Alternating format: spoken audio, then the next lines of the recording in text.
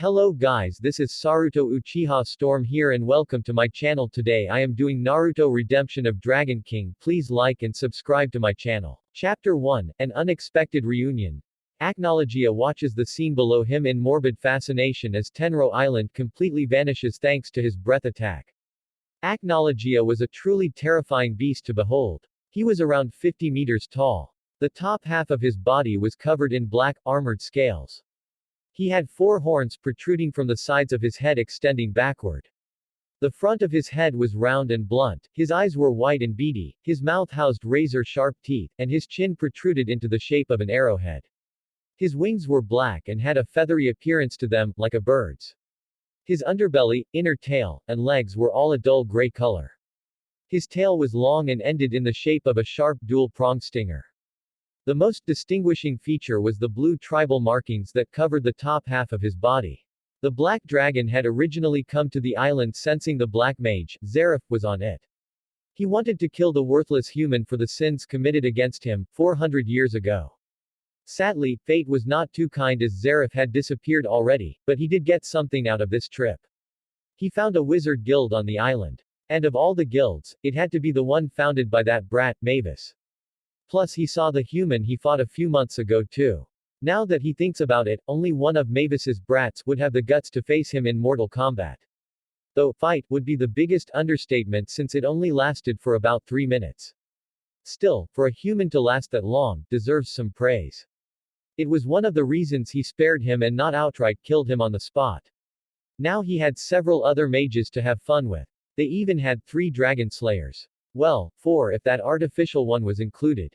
Unfortunately, he soon saw that these dragon slayers were laughably weak. Compared to the slayers and mages of his age, these guys were pathetic.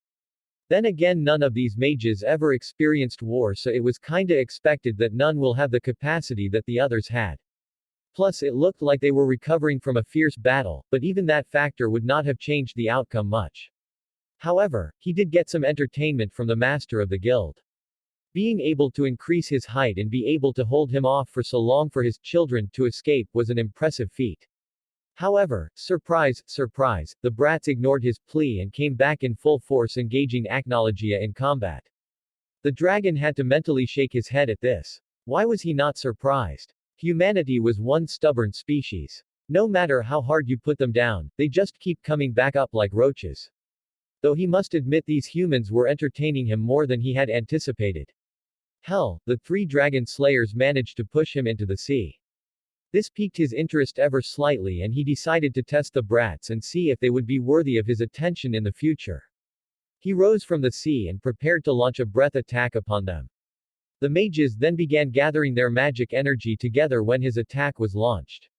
At the last moment, a sphere appeared blocking the attack. However, the collision caused a massive explosion to erupt from the chain reaction. Now as Acnologia looks at the emptiness where the island once stood, he senses a large mana signature below the surface of the sea.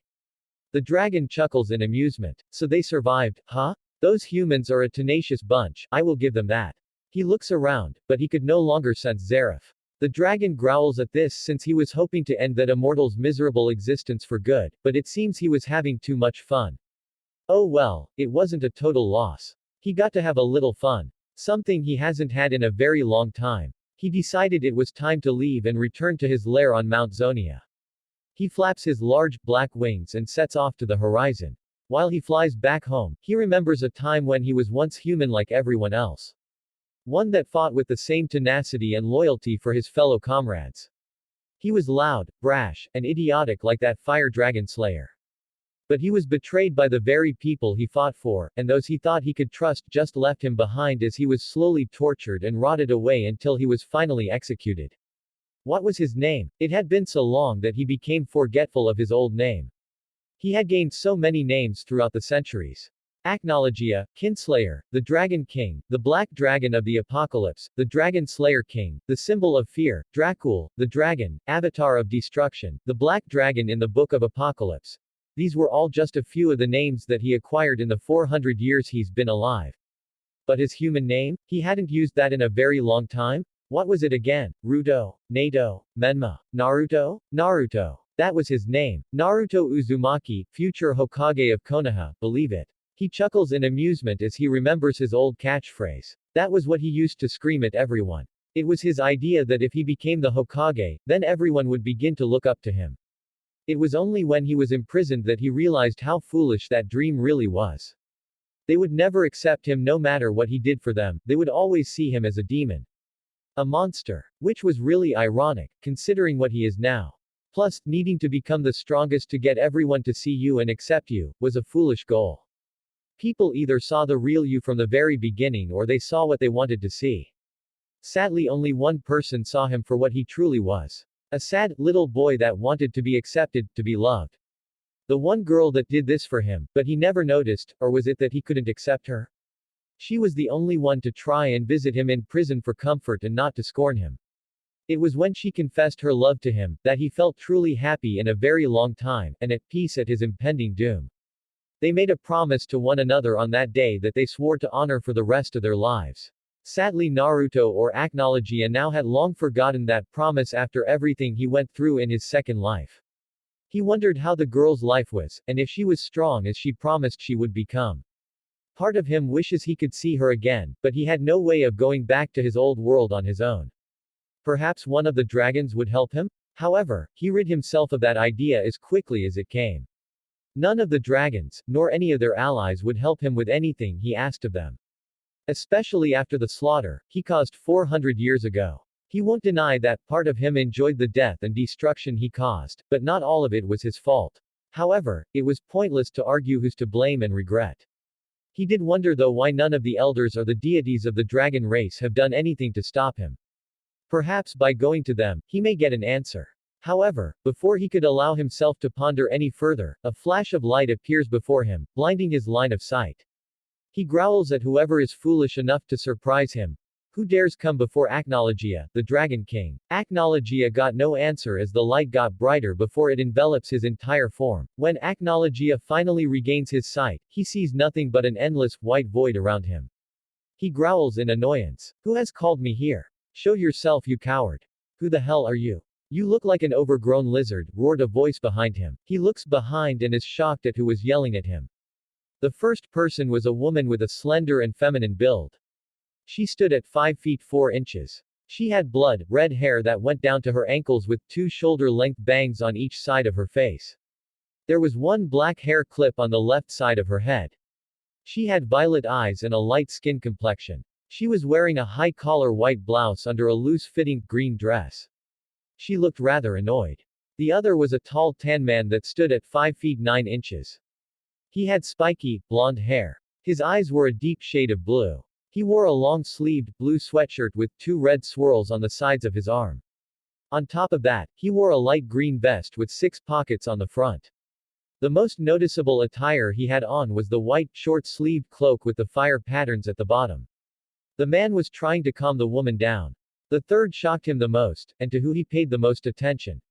She was standing at 5 feet 4. She wore a light lavender, sleeveless kimono-style blouse that was tied with a violet obi around her waist.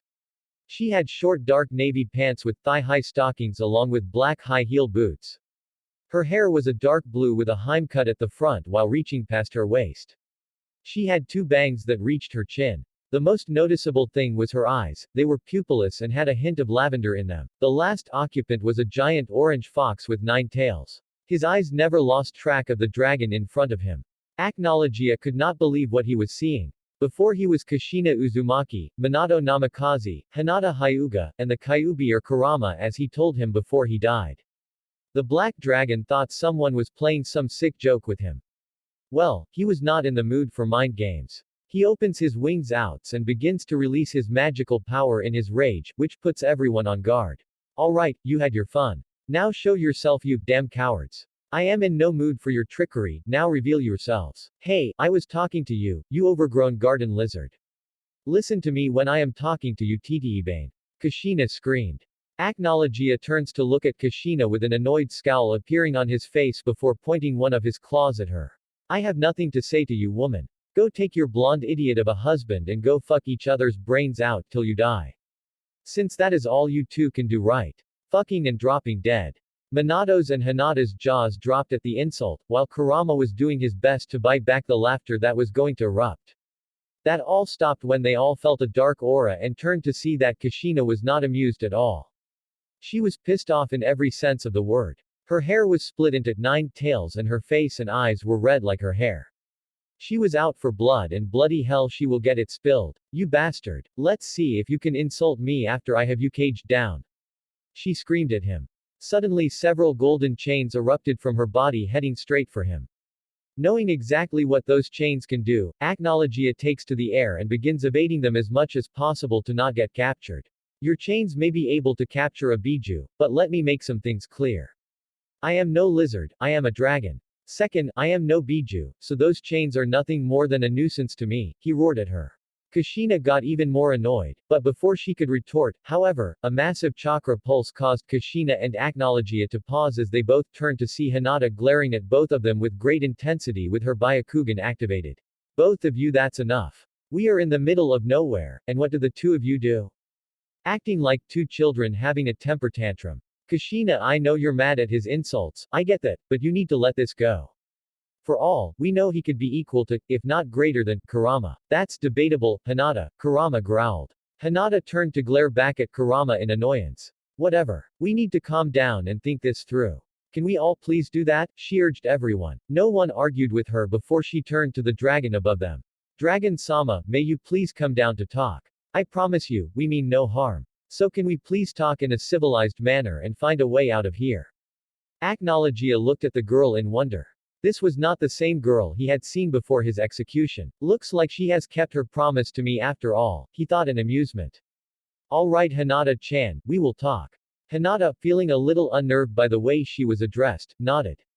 Kushina and Minato were also concerned and a little weary with how familiar this dragon seemed to be with them. Dragon-sama, how did you know Hinata-san's name? Plus how did you know that Kushina and I were married? Minato asked with a calculating gaze. You also knew what a biju was and that Kushina's chains can affect them. How do you know so much about us, since there are no dragons in our dimension, world? Kurama demanded in a suspicious tone. Everyone turns their attention to the dragon before them. Said dragon was debating what he should say. He decided to have fun with it for a bit. The reason I know so much is that I was once a resident of your world. This surprised everyone since they would have heard something of a black dragon roaming around the elemental nations. How? There were no dragons in our world as far as I know. Are there? Minato asked as Kurama and Hinata shook their heads. The reason you've never seen me is that I was once a human before I became the form you see before you now. A human you all know very well. That threw them for a loop.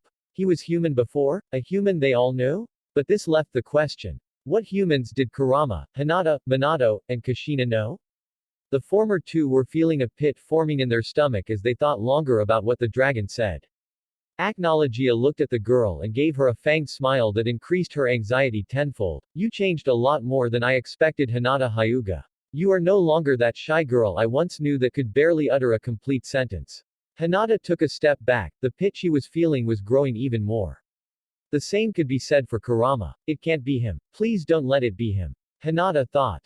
Is this really you? Have you become the monster that stands before me? Kurama sadly thought. Minato and Kushina were still unsure, but they were also feeling a pit forming for them. What is this feeling of dread that is coming over me? The two thoughts. Hinata gulped before asking the question that will confirm this fear of hers. How do you know so much about me? How do you know I was so shy before? Acnologia tilted his head to the girl. I know you because you promised me the day before my execution that you would change and become the strongest kunoichi in your village. It was also when you confessed your undying love for me. Does that ring any bells? Acnologia retorted. It did ring some bells. Hinata took several steps back before covering her mouth. Her eyes were wide as tears fell from them. Kurama was looking at Acnologia with both shock and sadness. Naruto-kun? She asked. Minato and Kushina snapped their heads between the girl and the dragon. Hinata, what did you say? Minato shakingly asked. He hoped he heard wrong. His wife was also shaking, hoping this was all a nightmare. Hinata did not turn to them and instead focused on Acnologia. Are you Naruto-kun? She asked again. Acnologia simply sighed before looking at her again. Yes. I am Acnologia, the Dragon King. The Black Dragon of the Apocalypse. But when I was human, a shinobi. I was known as Naruto Uzumaki. The last Jinchuriki of Kurama, the Kyuubi no Yoko. The occupants just looked at him in shock, sorrow, and horror. the latter being Minato and Kushina. Hinata took several steps before she was in front of him. She slowly puts her hand on his snout and gently rubs it. Naruto-kun, she said quietly. Acnologia would never say it, but he was enjoying the girl's soft hands on him. They were so warm and comforting. It reminded him of Anna and the others. He decided to play nice with her. Acnologia's body began glowing brightly, which made Hinata pause and take a step back. Everyone was shocked as he continued to shrink and his features changed until they became more human. He continued to shrink until he was about the same height as Hinata, if not slightly taller. When the light died down, the sight before them shocked them for a new loop. Where Acnologia once stood now was a man with a well-defined face and a chiseled chest littered with several scars around his torso and arms. His only form of clothing was black baggy pants and a black cloak. He had a necklace of fangs around his neck. He had spiky blonde hair like Minato's. He had slitted eyes with the deepest shade of blue that anyone had seen. The most striking feature was the 3 whisker marks on each of his cheeks. It was Naruto Uzumaki. A much older Naruto Uzumaki. The man looked at the girl in front of him, before slowly putting a hand on her cheek. This startled the girl before she allowed the warmth of his hand to fill her. I have missed you, Hinata, he said softly. Tears began to fill her eyes, and Hinata soon began to cry before enveloping him in a hug. This shocked him before he reluctantly, but slowly returned the hug. Naruto-kun sob, Naruto-kun sob. You're back. Sob, I thought, sob, I would never see you again. Sob, I missed you so much. Naruto simply hugged the girl and let her vent it all out. He wanted to enjoy this reunion. Because for the first time in a long time he was content and happy. Chapter 2A Family Quarrel and the Unexpected Arrivals. Naruto held onto Hinata for what seemed like hours, but he didn't mind at all. He wanted to let the girl vent out all her spent emotions for him. Plus, he enjoyed the warmth coming off of her. It was really intoxicating. It was like sitting next to a huge fireplace. It was warm and comforting. It was really an amazing feeling. And her scent. Kami, her scent was something else. It reminded him of lavender mixed with honey. The two were melded together so perfectly that his nose felt like it was in paradise. Seriously, how more desirable could this girl get for him? She was perfect in every sense of the word. Beautiful inside and out, strong-willed, and without a hint of malice to her unless you're her enemy. She was a goddess, plain and simple. Just like Anna and Irene were his goddesses, once upon a time. Returning from his daydreams, he looks down to see that the girl's crying had diminished to soft sobbing, but he can hear her say something, but it was too muffled to understand a word. Looking at the other occupants, he sees Kurama watching the scene with an amused expression on his face. Naruto had to fight the urge to roll his eyes. He hadn't changed at all. He was still the same smug, sneaky bastard he remembered. He turned to the other 2 occupants and saw his parents watching the scene in shock. His mother was shaking while covering her mouth with her hands, while his father was just too shocked to say or do anything. He decided he needed to address the other occupants, so he looked down at the girl before cupping her face with his hands and bringing it up, so she was looking right at Naruto. The two stared at one another for some time, before he spoke. Hinata. Yes, Naruto-kun, she asked softly. While this reunion is heartwarming and very welcomed, we need to figure out how we came here. Hinata nodded. Naruto used his thumbs to wipe the last of the tears in her eyes before walking toward the other 3 with Hinata close behind. Naruto walks toward the other occupants at a leisurely pace. Meanwhile, Minato and Kushina were nervous wrecks. They had no idea how they came here. 1 minute they were in the afterlife, and then there was a flash of light and they were here in this white void with Hinata and the Kyuubi. They were about to accuse the Kyuubi of being the cause, but Hinata quickly diffused the potential fight that was about to erupt between the 2 sides as she quickly explained that the Kyuubi had nothing to do with them being teleported here. Then the black dragon suddenly appears, and the pair finds out that it's their son. How? How did their son become a dragon? The better question is what happened to him and what's his relationship with Hinata? Not to mention, why did they feel like their son hated them? That left a cold pit in their stomachs at the thought. Just what happened to their son? As the aforementioned boy, no man approached, they wondered what he would say or do to them. Will he hug or attack them? However, Naruto did neither of the two. Naruto just walks right past them and does not even acknowledge them and continues until he is right below the Kyuubi. It's good to see you, Kurama. It has been a very long time. Kurama smiles. Yes, I guess for you it has been a long time. For me, it's been 8 to 9 years. Still, I'm glad to see your ugly mug again, Kit. I see death has not changed your smart mouth, you baka Kitsune. But I still missed you.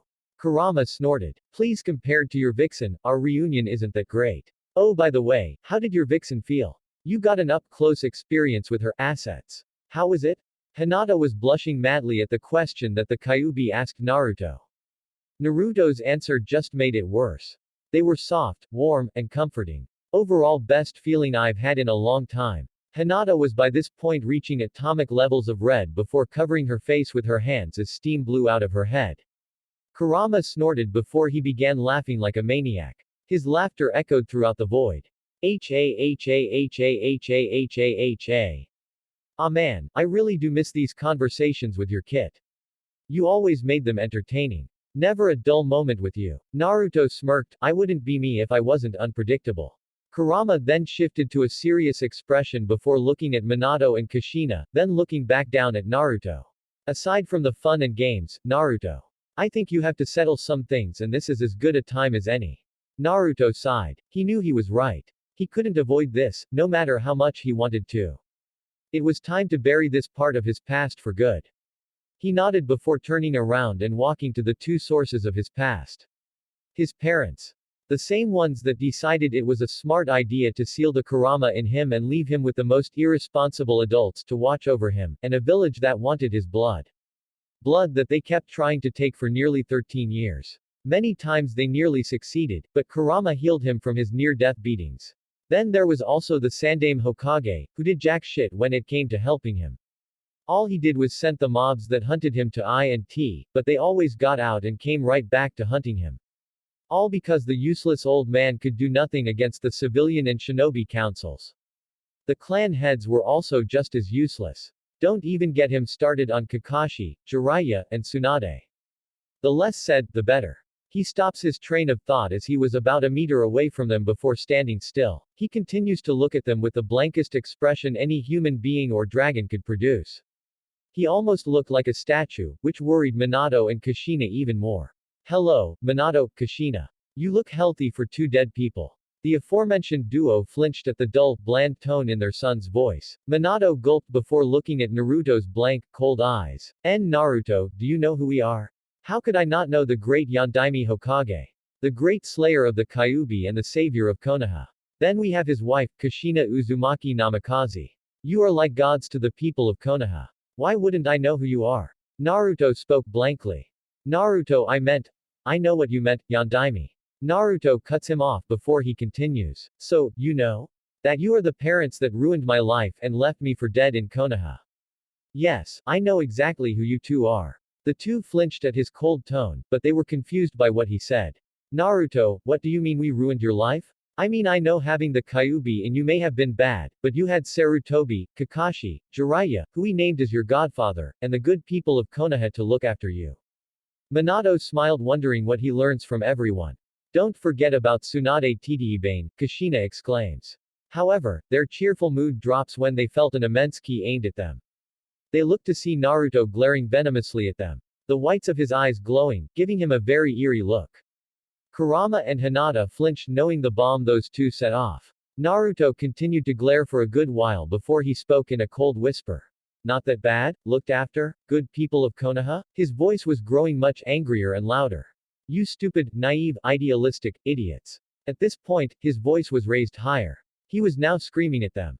You have the nerve to say to my face? While smiling no else. What fucking village were you living in? And to answer your question, no. I was not well looked after. The moment after you sealed Kurama within me, I had people screaming for my death. Jiraiya, Kakashi, and Tsunade as you well put it did nothing for me. The Sandaime was even worse. He gave into that console like a submissive bitch. I was forced to live in an orphanage till I was kicked out when I was 4. I lived on the streets for nearly 4 fucking years. I was put in an apartment building in the red light district of Konoha. Hell, the residents there treated me more human than the rest of the village. I have been beaten, tortured, stabbed, electrocuted, burned, drowned, and raped by the very people you saved. And you know what they said as they did all that to me? They said a demon like I has no right to live, that they are honoring the Yondaime by finishing his job.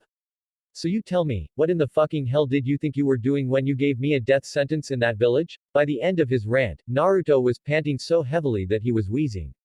He had been keeping all his hatred bottled up for a long time, and hearing that garbage from their mouths finally set him off and he just let it all go. Still, it felt good to release all his pent-up rage. Plus, he took a sadistic pleasure in breaking their naive, perfect views of their beloved village. He was a very fucked up individual, that's for sure. Now if they didn't believe him, he'll just kill them and find his way out of here with Hinata's and Kurama's help. Though could he kill them, since they were spirits? Maybe his magic can test out that theory. Taking souls from the living is one thing, but he's never tried it against the dead. He is cut from his train of thought when he feels a hand on his shoulder and looks over it and sees Hinata looking at him in concern. He gives her a nod to confirm that he was fine. Ing. A voice softly says. Naruto and Kurama with their heightened hearing picked it immediately. Naruto sighed in annoyance before looking at the two and seeing both their heads down, their bodies shaking. Excuse me? You wanna repeat what you just said, human? Naruto growled out at his human father. Minato looks up. You're lying. No way happened to you. Konoha is one of the best villages in the elemental nations. Konoha would not do those things to you. Minato yelled in denial. Kushina looked like someone whose world had been completely crushed and hoped everything she heard was a lie. That couldn't be true. The people of Konoha loved him and her wife, surely they would love their son as well.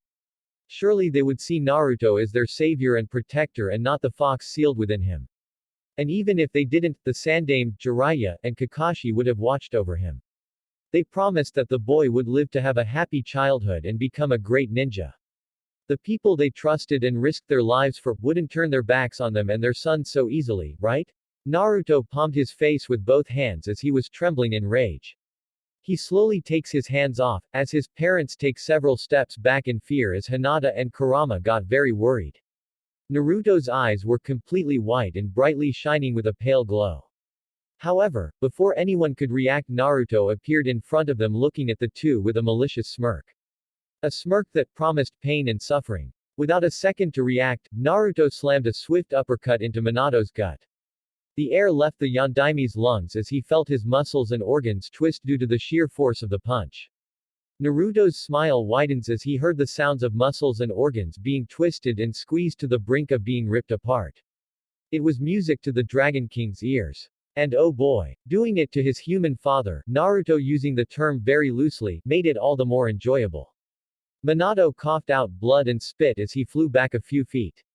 He began coughing profusely as he held his stomach in pain. However, Minato had little time to contemplate his injuries as Naruto appeared right in front of him. Kushina lunged forward to try and stop Naruto, but the blonde king merely disappeared in a blur before hoisting her into the air through a vicious vice grip to the throat. Kushina. Minato croaked. Naruto smirked as he viciously slammed her to the ground. Kushina grunted in pain. Minato tried to get up, but one swift kick from his son sent him back to the ground. Minato grunted in pain as he and Kushina looked up to see their son going through several hand gestures that resembled hand signs. Suddenly a seal appeared on each of their abdomens. Minato and Kushina began panicking as they couldn't feel their chakra anymore. Hell, they couldn't move a muscle. What was happening? What have you done to us? Minato coughed out. Naruto smirked. I just added a seal that seals away your chakra and makes you immobile. Make sure you can't run away. Naruto explained as he lifted Minato by the collar of his shirt. Minato was panicking and was about to say something, but a harsh punch in the gut made him choke on his words. No more talking. Now take your beatings like a man. Naruto sneered as he reared his arm back. Wham, wham, wham, wham. Naruto punched Minato again and again. He could hear his ribs shattering and his organs taking damage. His face was getting more bloody and broken. He coughed blobs of blood as he was continuously pummeled. Kushina watched in horror as her son beat her husband viciously. Naruto finally paused as he saw the bloody mess that the Yondaime was in. He decided it was time to finish this up. He threw the beaten Yondaime to the side as he landed next to his wife. Kushina started asking if he was right, but all Minato could do was groan. Anything Kushina was going to say was cut off as Naruto appeared right in front of them. He raised his arm as his magical energy poured into his palm as formed a very familiar sphere. the Rasengan. However, Naruto continued to pour his mana into the sphere as it grew until it was the size of a 10-feet-sized beach ball. Naruto, please. Kushina pleaded, but Naruto just gave her a dull look. Farewell, Kushina Uzumaki. Minato Namikaze. Go back to the afterlife knowing that you failed your son. Naruto was about to launch the Rasengan but a hand suddenly stopped him. Naruto growled in annoyance as he turned to see who stopped him. His glare vanished as he blankly looked back at his lavender eyes of Hinata. Why? Was all he asked. Hinata frowned sadly as she continued to look at her crushed lover, husband. She gave a glance at Kushina and Minato, and her frown deepens as she saw the petrified looks on their faces. She quickly turned back to Naruto's blank stare. That's enough. Don't do this, Hinata finally said. Naruto's stare became fierce, but before he could say anything, Hinata continued. Naruto, she began slowly. I understand you are angry. I get it. Kurama gets it. You've bottled up all your anger and hatred for Konoha and your parents for so long, and I can tell you have been through much in this world. And after hearing what your parents said, you finally just snapped and vented it out on them. I understand, Naruto. But I can't allow you to continue. I will not allow you to get consumed by your anger and hatred and make a mistake that you will regret. Naruto was about to speak, but Hinata cut him off. No, I am not done, so you will listen to me, Naruto. Right now we have bigger things to worry about. Such as figuring out who brought us here. So I need you to calm yourself down and not let your anger consume you. This is not you. You are not the masked Uchiha and you are nothing like Sasuke. To prove that right now that you are not an Uchiha and just cooperate with them until this matter is settled. You don't have to like or forgive them. I can't ask you to do that nor can I force you to. But you promised that we would work together to find out who brought us here. So can you settle down or are we going to be stuck like this until you do? Because I will if I have to. Naruto was torn between growling in anger or laughing in amusement. Hinata had truly changed since the last time he saw her, which made her all the more desirable to take at the moment. The only time she ever remotely talked like she did now was during their time together. While brief, it was one of the best times of his life. He wanted to argue, but deep down he knew she was right. Despite hating his parents, killing them will get him nowhere. They needed to work together to figure out how they got here. He sighed before dispelling the Rasengan as his eyes went back to normal. The others sighed in relief, though Minato and Kushina were more noticeable. The two flinched as they saw Naruto staring at them. The three stayed in a deafening silence until Naruto raised his arm, which caused the two to flinch until he flicked his wrists as the seals on their bodies disappeared. Naruto flicked his arm once more as Minato's body glowed and all the injuries he sustained disappeared.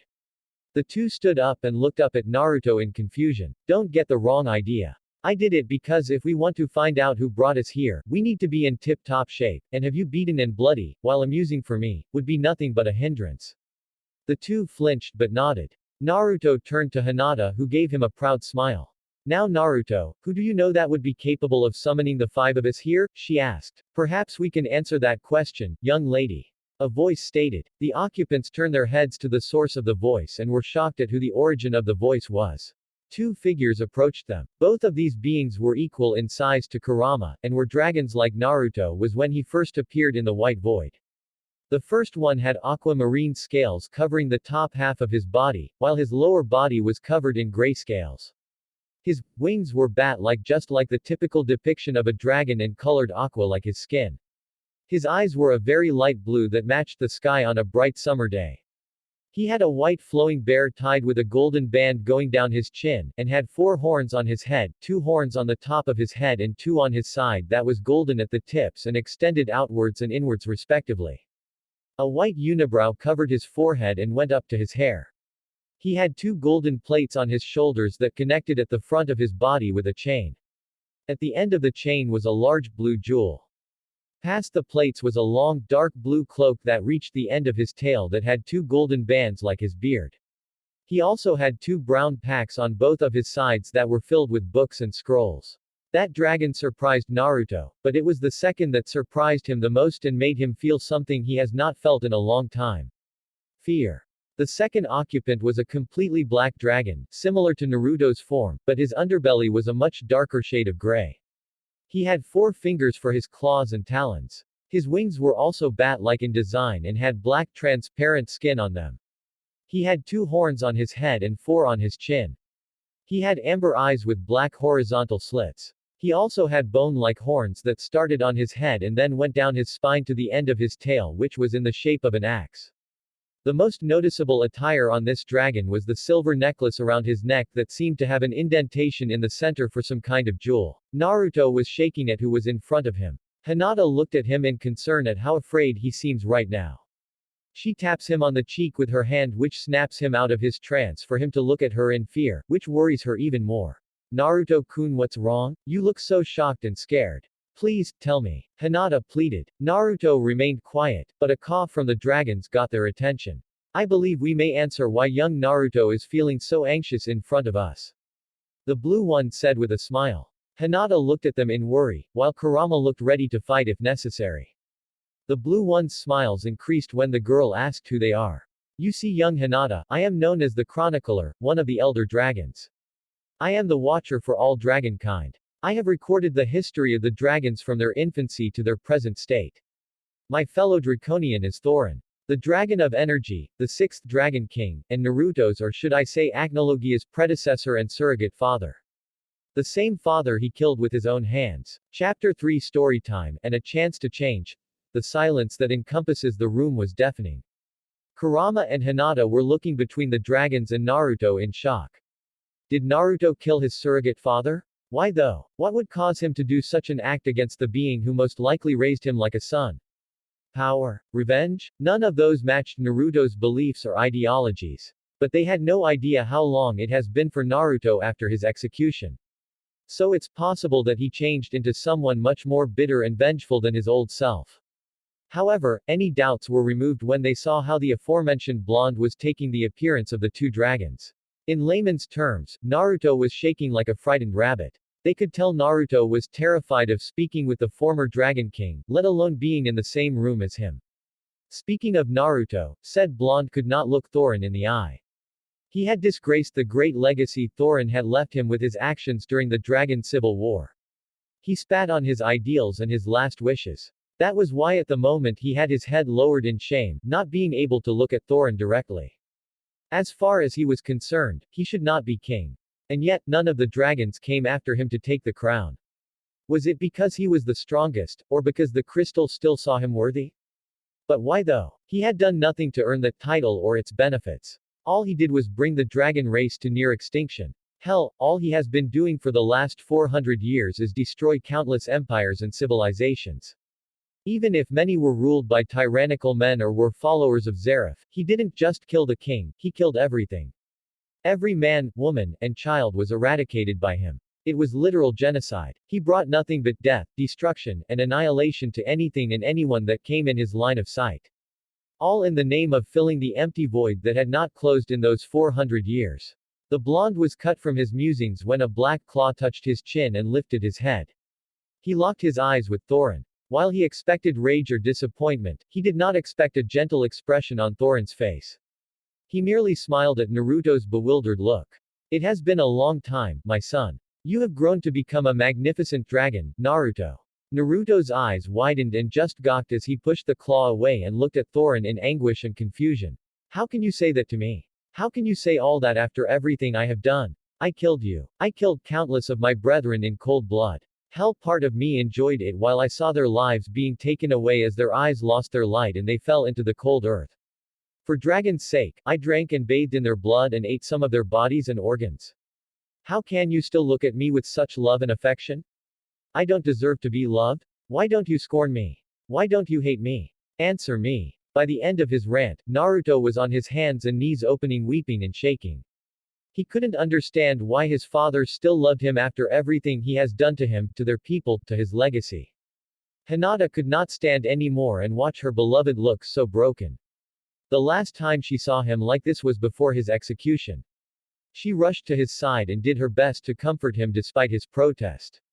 She did not care about the things that he had done. It's been years since she saw him and people change as tragedy happens to them.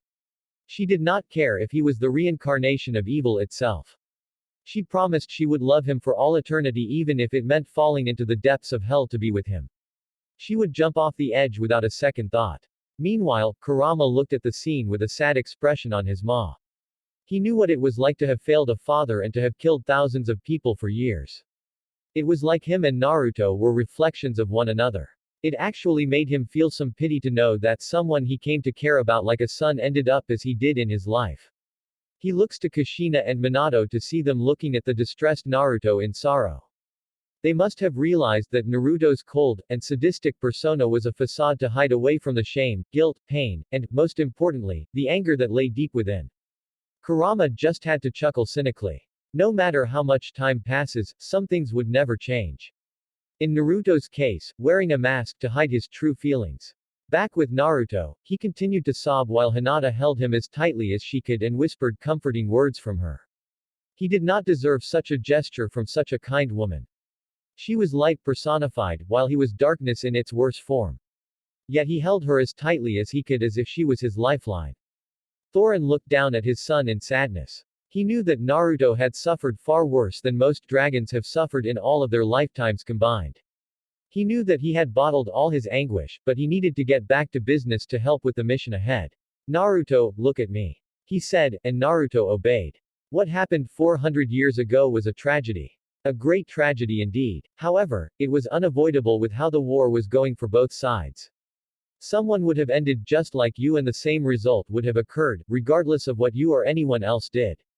None of the dragons blame you for what happened. Not me. Not the chronicler, nor the elementals, or the other dragons.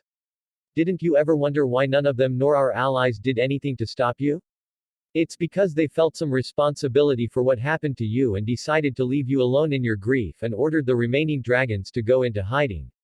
Now that you have calmed down to a reasonable level, the chronicler and his father decided to set this little meeting up and to give you something. What do they want to offer Naruto-kun? Hinata asked for him. Thorin smiled at the girl before caressing her cheek with one of his claws. So you are the famous Hinata. Naruto would always speak about you for a very long time. I must say you are as beautiful as he described. He would always talk about you most of the time, calling you his Lavender Queen, or Moon Goddess. He especially talked all the time when your daughter asked him about you. I am glad I had a chance to meet my son's first mate. Hinata was literally steaming red from what Thorin told her. Beautiful, Moon Goddess, Lavender Queen. How can Naruto swoon her over with such simple words? They only met after a few years and yet he can sweep off her feet so easily. She looked at Naruto and saw his eyes. She saw that he meant every word and that they were still true to him even now. She wanted to take him right then and there, but something Thorin said got her attention and caused her to look at the dragon in confusion.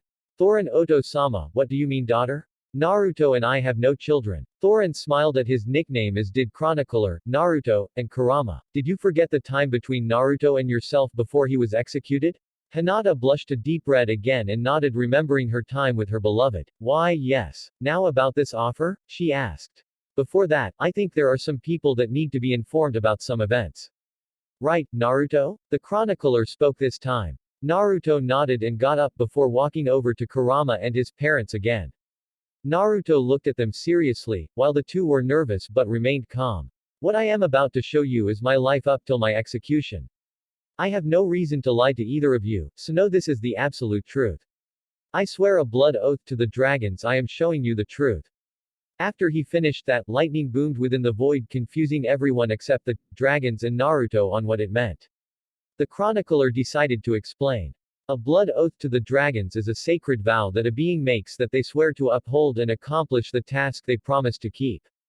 Failure to do so would mean eternal pain and suffering for the person that broke that solemn oath. Everyone looked at Naruto in shock. He would really take it that far to prove he was telling the truth? Then again, it was just like him to do something so crazy. Naruto then closed his eyes. Byakugan. When he opened his eyes, they glowed a pale white. Hinata looked at him confused as to why he called it that. I named it Byakugan because of how my eyes looked and some of their abilities match yours. Plus it was my way to honor you. It made me feel like I had a piece of you with me at all times. He smiled when Hinata looked like she was the happiest woman on the planet and gave him a big fat wet French kiss. The kiss lasted for a few minutes and involved a lot of tongue movement until Naruto was given some time to breathe. He looked to see that Hinata's face was flushed and her eyes had a lot of lust in them. Lust for him and him only. He knew he probably had the same look on him. The dragons and fox just laughed at the display. Minato and Kushina were blushing at the display of affection since that should be reserved in the bedroom. Naruto pulled his attention back to his parents. Memory projection. He shouted as a giant white screen appeared above his head. The screen flashed to life. He projected Konoha after Kurama's attack and being sealed inside Naruto. The scenery was from a horror movie. The fire was everywhere, burning buildings and corpses of the dead. Buildings were crushed and destroyed and many areas were left barren. Bodies of the dead were scattered everywhere, sometimes only limbs were all that remained of a person. The scene changed to the council room when the reinstated Sandaime took charge after his successor's death and revealed Naruto's condition to the council. Immediately they screamed for his death on the civilian side while the shinobi wanted him on a leash or in a jail cell to protect everyone. Danzo wanted him as a weapon to be used against their enemies. The Sandaime demanded silence and explained Naruto will live in the orphanage and later be put in a home in the red light district, with no one helping him, including the Hokage. Almost everyone agreed and the meeting ended. The scene changed to Naruto having a horrible time in the orphanage. Being given worn-out clothes, and barely any blankets to keep himself warm. The other kids and caretakers abused and bullied the child for the years he remained in the orphanage. When he was 4, he was thrown out onto the streets, in a blizzard no less. He would have died from hyperthermia and frostbite if the fox had not used his chakra to keep Naruto warm and protected from the elements. Naruto lived in cardboard boxes for shelter and found his food from the various dumpsters he scavenged around. After one beating on his birthday, he was given his rundown apartment. It was during his time he meets the good people of Ichiraku Ramen that always gave him a bowl of food. It soon became his favorite place to eat and hang out. But that did not deter the numerous attempts at his life. He was beaten and abused in the vilest ways a human could do to a child. Then when he was 8, he was kidnapped by several villagers that tortured and raped him for several months. By the time he was rescued by the Hokage and some of his trusted Anbu, the deed was done. The same Anbu that arrived late to save from his beatings. After his rescue, Naruto was an empty husk. He cared nothing for anyone or anything. He was tired of the pain, of all the suffering. So he took a knife into his home and pierced his heart with it. He fell to the floor as he was drowning in a pool of his own blood. But the fox saved him from death and he was taken to the hospital to speed up his healing. After release, Naruto would try to end his life for months, but each time he failed miserably. Naruto finally just gave up on trying to end his life, then he came up with the idea of becoming Hokage and gaining everyone's love and appreciation. Since everyone looks up to the Hokage with love, awe, and respect, and looks up to him for guidance, he decided to do the same. He entered the academy to become a ninja, but he quickly saw that his teachers did everything possible to sabotage his learning. Naruto decided to play pranks to get back at them and to vent out his hate for the village. Plus it was a good lesson in stealth and he managed to outrun the Chunin Jonin, and even Anbu chasing him for hours. He literally painted the village's monument in broad daylight in a neon orange jumpsuit and no one caught him until he was done. The day he failed for the 3rd time he was tricked into stealing the scroll of ceilings, which was a relic of the village. He mastered a forbidden technique from it in just a few hours. The technique was called the Shadow Clone Jutsu, which creates solid copies of the user. These copies were self-conscious and able to think for themselves but usually acted identical to the original. The main thing was that anything they learn or experience goes to the original user after they are dispelled in a cloud of smoke. He used it to save the one teacher that cared about him and beat the other teacher that tricked him into stealing the scroll. He was put in a team with his crush Sakura Haruno and his emo rival Sasuke Uchiha. His teacher was a masked cyclops by the name of Kakashi Hatake. He was a lazy bum that always arrived 3 hours late and gave the worst exercises you could have ever heard. He gave lousy exercises and always focused on Sasuke. Sakura never cared and always fawned over Sasuke. She would always berate and hit Naruto whenever he tried to cheer her up or ask her out. Then came his first mission outside the village, which went from a simple C rank to an A rank. It was during this mission he learned what his ninja way will be, and how he will his life in the shinobi world. Then came the chance to advance in ninja rank, the Chunin exams. It was broken into 3 parts. A written part, which went off with little trouble. The second part was a survival exam in an area called the Forest of Death. That is where things went to shit. First, the 3 got separated from each other by a powerful wind attack. Then Naruto gets eaten by a giant snake. Then after he gets out he finds his teammates being attacked by the guy that sent that snake. This man was Orochimaru. Naruto used some of Kurama's chakra to fight him, but he was knocked eventually by having his connection cut off by Orochimaru. After the snake marks Sasuke with a curse mark, he leaves them to their own devices. His team barely makes it to the third stage. A preliminary stage was set to narrow down the numbers. Naruto is able to win as did Sasuke. Sakura ends her fight in a draw. Naruto then makes it his personal mission to beat Neji for nearly killing Hinata in their match. Naruto and the others had 1 month to train before the third round. Naruto meets Jiraiya for the first time. Jiraiya was one of Orochimaru's teammates and both studied under the Sandaime. He teaches Naruto how to summon toads and use Kurama's chakra consciously. This was when he meets Kurama for the first time. After that Naruto relaxes until the fateful day of the exams. Naruto nearly loses to Neji, but Kurama's chakra helped him pull out a win. Then during the last round, Orochimaru initiates an invasion he had been planning along with another village, Suna. Naruto ends up fighting Gaara who had Kurama's youngest brother, Shukaku, inside him but was driven insane by the faulty seal that caused Gaara to have insomnia. Naruto was able to change Gaara's view on life, but many died in the aftermath of the invasion including the Sandaime. Naruto and Jiraiya go to find Sandaime's last student, Tsunade Senju. She is the greatest healer in all of the elemental nations and the strongest female ninja. She was in her 50s like her teammates but looked to be in her 20s because of a special technique. Naruto finds out she is a drunken mess, because of the loss of her loved ones during the last war and a compulsive gambler with horrible luck. He is able to get her out of her drunken mess and convince her to return to the village, but not before there was a battle royale between Tsunade and Jiraiya against Orochimaru and his assistant Kabuto. Kabuto was in his late teens with silver hair tied in his ponytail. He wore round glasses and purple pants with a matching shirt and fingerless gloves with a white sash tied around his waist. The fight ended with Orochimaru and Kabuto running away. Though Naruto did barely anything, he did learn his father's signature move, the Rasengan, during this time as a consolation. After they returned to Konoha and Tsunade became the Godem Hokage, Naruto went on several missions including saving an actress that turned out to be an actual princess of Spring, Snow Country and helping a powerful lord in the land of tea. However, everything went downhill when Sasuke tried to leave for Orochimaru to get more power so that he could kill his brother. Naruto and a team of his friends were chosen to go after him.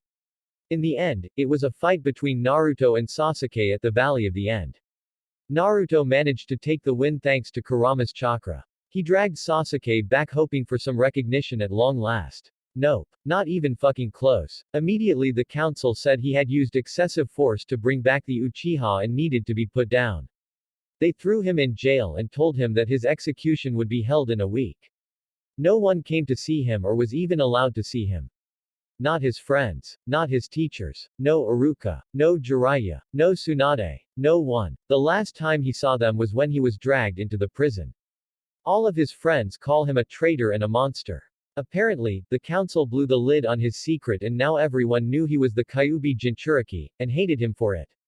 His closest people, Iruka, Tsunade, and Jiraiya did nothing for him and watched in silence as he was taken away. It was in his time of solitude he realized how foolish he had been in trying to change the village. It was during this time that Hinata visited him. She bawled her eyes out as she confessed her love for him.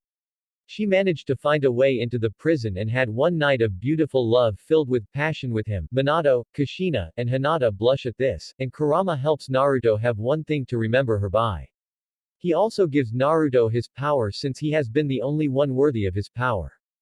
He also reveals Naruto's heritage to him, which was the start of his hatred for his parents and his desire to destroy Konoha. On the day of his execution, the entire village came out to see it except Hinata and the Ichiraku.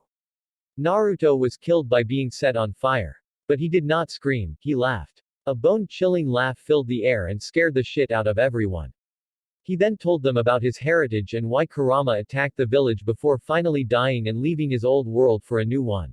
The screen finally disappeared as Naruto's eyes returned to normal. He was panting somewhat from the overuse of his eyes since it had been a long since he went that long with a memory projection. He realized that he was seriously out of shape and needed to fix that. He looks up to see Hinata worried but waves it off. He turns to his parents and sees that they were broken in a sense. Both were crying their eyes, slamming their fists to the ground, cursing everyone, and wishing that the two just let Kurama destroy the village if this was what awaited their son. They cursed the Uchiha that released Kurama and turned him on the village, they curse Sasuke for being the final nail to end Naruto's life, and they curse Tsunade, Jiraiya, Kakashi, and the Sandaime for not helping their son enough or looking after him. They curse the entire village to the pits of hell, and most of all, they cursed themselves for damning their son.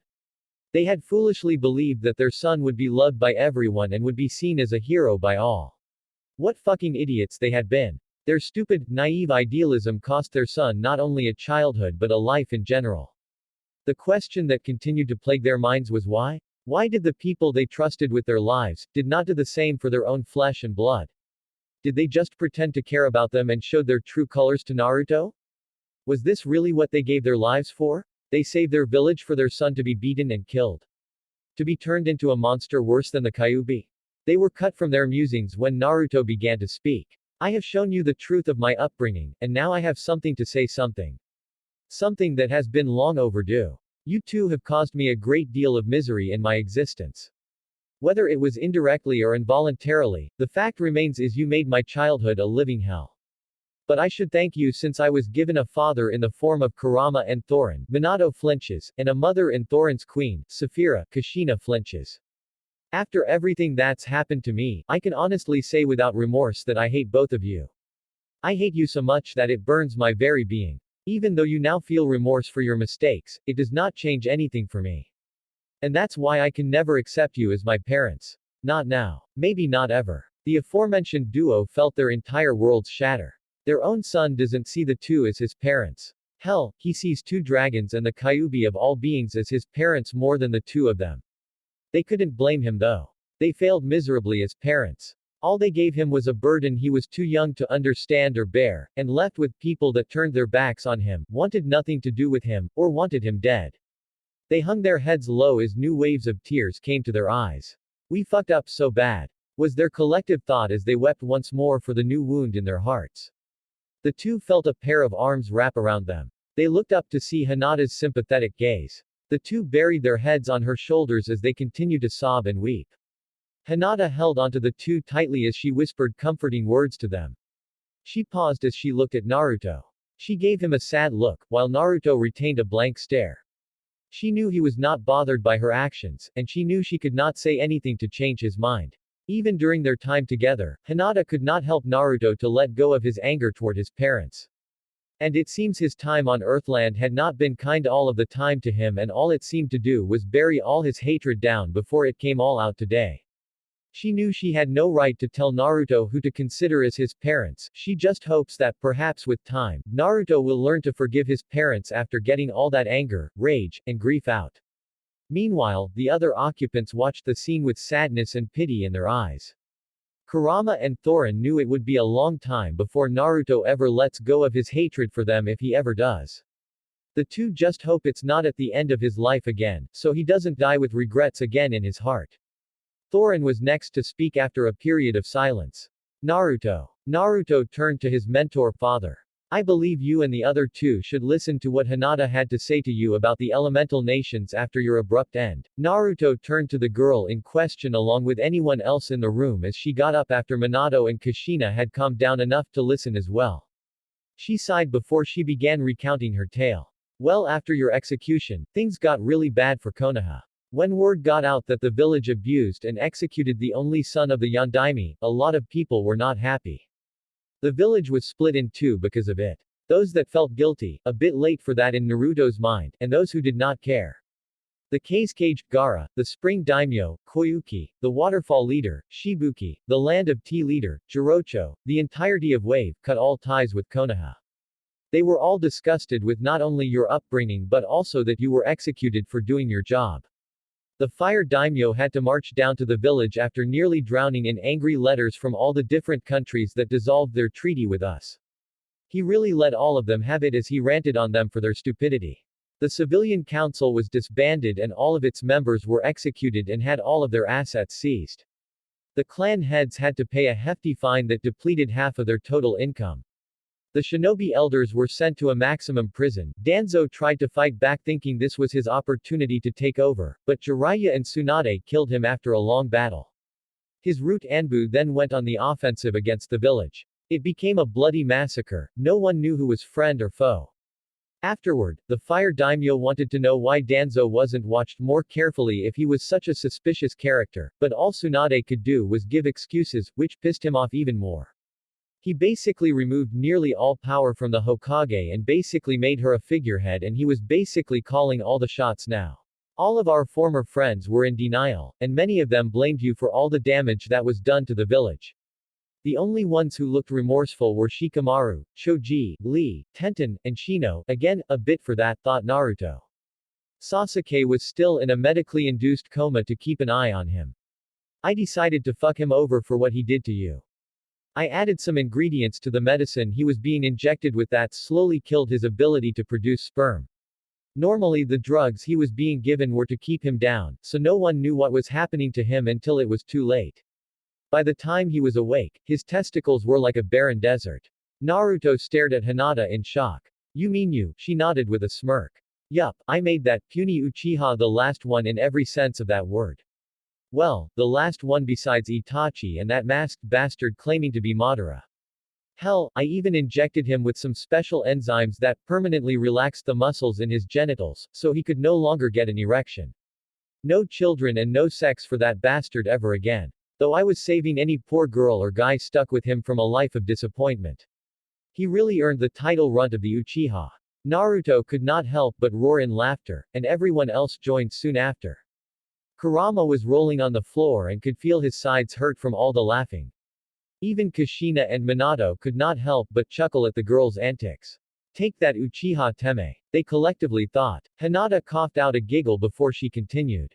I decided to go to Shizune to become her apprentice in the medical arts. She said I should go to Tsunade, but I told her I wanted nothing to do with that woman that could not do anything to save you. Plus she was taking Sakura and Ino as her students, and I wanted nothing to do with those two either. She finally agreed and began teaching me about poisons, which Anko helped a bit in, and medical ninjutsu.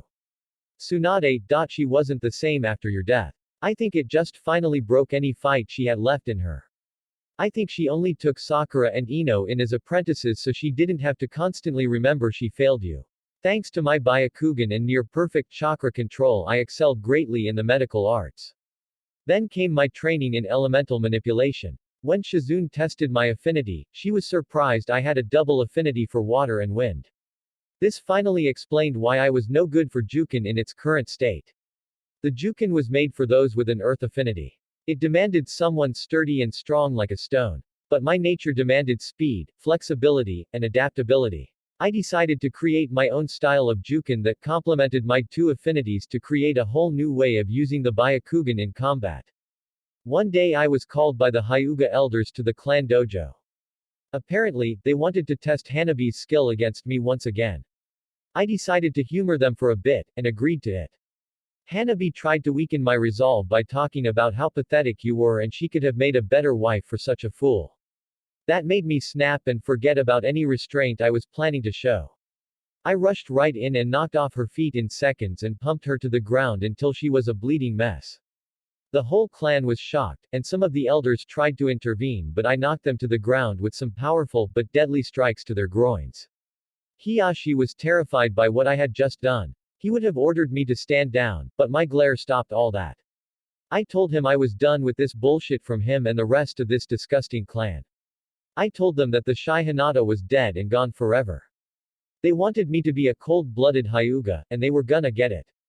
Neji made a comment about me still being weak like the demon, and I countered by activating the seal on his forehead. The bastard screamed for a few minutes before I got bored and stopped. I told him that next time I won't stop until he was dead on the floor and said the same thing to the rest if they ever insulted him in front of me again. After that, they never got in my way again. The entire house was afraid of me. After a whole year, Shizune wanted me to sign the slug contract, but I told her I had another summoning contract in mind. With that, we traveled to the remains of Uzushiogakure. Like Kurama said, I was able to enter thanks to your blood in my system from our marriage and found the contract to the phoenix. We kept it a secret from everyone and I worked on learning the super strength technique that Tsunade had developed, and learning elemental mastery and senjutsu from my summons. I even took some kenjutsu lessons from a friend that Anko recommended. This went on for another 7 or so years. By the time I was in my 20s, I became the most powerful member of my age group. I had mastered my Sage mode in 3 years and I was stronger than both Jiraiya and Tsunade combined. Over the years, Shizune and Tsunade started to drift apart. Shizune tried being there as always, but Tsunade just closed her and everyone else off. Hell, even with Sakura and Ino, she kept the relationship professional and never tried to get close to the two of them. After they were done training, she only spoke to them when it was assigning them missions or handing out tasks in the hospital. Tsunade had become a shell of her former self. She was just like how she was when you found her, only worse. This time no one could get near unless it involved the village being endangered or something happening at the hospital. Jiraiya and Shizune tried many times, but nothing worked. The Tsunade Senju they knew was gone, and she was not coming back. Then during the last battle in the second invasion by Otto with Iwa and Kumo helping this time, I fought Sasuke after he left for Orochimaru again a few years earlier. He proclaimed the same bullshit from before. Talked about killing off all Konoha and then going after his brother before he would revive his clan. He said he was gonna make sure I was gonna be one of his wives as a way to stick to you in the afterlife. I beat the little bastard to the ground without too much trouble, since he underestimated me far too much. His curse mark form proved to be troublesome but I handled it easily with my Sage mode and elemental Jukin. I ended up beating the little bastard to the ground before I smashed his face into a million pieces with my enhanced strength. Jiraiya, Tsunade, Kakashi, and Guy fought Orochimaru, the Sandaime Tsuchikage, and the Yondaime Raikage. I fought against their Jinchuriki later on in the invasion. I was being pushed to my limits even with my Sage mode, but then I unlocked this purple chakra. The chakra of Hamura Otsutsuki. It merged with my Sage mode and transformed my eyes. They evolved into the Tensigen. It gave me the edge I desperately needed. I used my new power to fight off their Biju forms and I managed to free the tailed beasts and send them back to the summoning realm, but before they left, I took a sample of their chakras for the final part of the plan we had concocted. Releasing the Biju from their vessels, which ended up killing the 4 Jinchuriki, had pissed off the cages of the enemy alliance. Without their Biju, they were forced to retreat, but they were not done yet. They hired the Akatsuki to help destroy the leaf and get back at me. Itachi especially wanted my head for killing Sasuke. The leaf knew it would not win easily and managed to convince Suna, Taka, Spring, and Kiri to help in the war. The daimyo even sent an army of his elite samurai. Then the third invasion occurred about 6 months later, which gave me some time to master my new powers. The battle between the two forces was bloody and destructive. I fought Itachi, Pain, and Konan at the same time. I managed to kill Konan and Itachi, but I was nearly drained from the battle. Pain saw this and would have killed me if Shizune had not jumped in and taken the blow for me. When I saw my master die in front of me I snapped. My chakra levels spiked to ungodly levels. I began absorbing chakra from all around me and I absorbed the chakra of all the Biju I had collected over the years. I achieved what Kurama and you had wanted. My hair transformed completely white with a pair of horns growing from the sides of my head, but most importantly, I grew a third eye on my forehead. The Rinne Sharingan. Kurama was right, I was the reincarnation of Kagaya Otsutsuki, or to be more precise I was the atavism of Kagaya Otsutsuki. I had the power of the literal mother of all chakra. Pain stood no chance against me, and I defeated him after a long fight. I destroyed his eyes so one could ever use them again. I appeared over the enemy leaders and both sides were shocked at my new appearance. The enemy cages would not stand down and told Madara to make his move. Madara appeared in the same clothes as he did when he tried to take Kurama. That same bile orange mask pissed me off to no end. He used the Edo Tensei to revive the previous Jinchuriki along with an army of shinobi from Legends. Some of these guys included the 7 swordsmen of the mist, bloodline wielders, my mother, Shizune, and the Uchiha clan. He tried to resurrect you but was confused when it did not work along with everyone else. That was when I knew you were alive somewhere and that gave me hope that you were happy somewhere away from all this. I used my new powers to wipe out his zombie army and barreled right after him. I managed to rip one of his arms and his Sharingan eye. I managed to damage his mask to reveal Madara, or Tobi as he called himself, was actually Obito Uchiha, one of your father's students. Minato and Kushina gasped in horror. He tried to use the Gedo Mazo with the little chakra he had of the tailed beasts. He only had the 1, 3, and 7 tails. Everyone else was back home in their respective realm. Kurama was dead for good because of the seal of the Shinigami, and the death god made sure he would stay in the afterlife. The worthless statue did not work properly, since Obito did not have the proper eyes to control it, and that gave me the opportunity to destroy it. I created the biggest Gudadama I could produce and fired it at the statue. It was obliterated instantly along with Obito and Zetsu, and freeing the remaining Biju before I sent them home as well. Orochimaru was finally killed in the final battle against his teammates, but so were Jiraiya and Tsunade. The Raikage was barely alive with one arm and leg. The Tsuchikage was bisected courtesy of Kakashi and Guy entering the battlefield. Kisame was dead from a fight with the rookies. They all died fighting him, with Lee using all 8 gates to decide the fight. The other members of the Akatsuki had died earlier on in the years by one of them. Sasori died to Sakura and Chio, and Deidara died in a fight with Kakashi trying to blow himself up with him and failed. Hidan and Kakuzu died in a fight against Teams 7 and 10 in the aftermath of Asuma's death. In the end, the 3 enemy villages were split between the other 3, and they decided I should be Hokage. I accepted it since I promised to make your dream a reality and change the village the way it was supposed to be. I even changed my name to Hinata Uzumaki, because you were the only man that would ever touch me in my life. I changed the Hokage monument to have you on it as well. I explained that you had inspired me to become who I became and that you were the true hero of the war. It was also to show people what hard work and dedication can lead someone to. That is about it. I reign as Hokage for about 50 years before stepping down for someone else.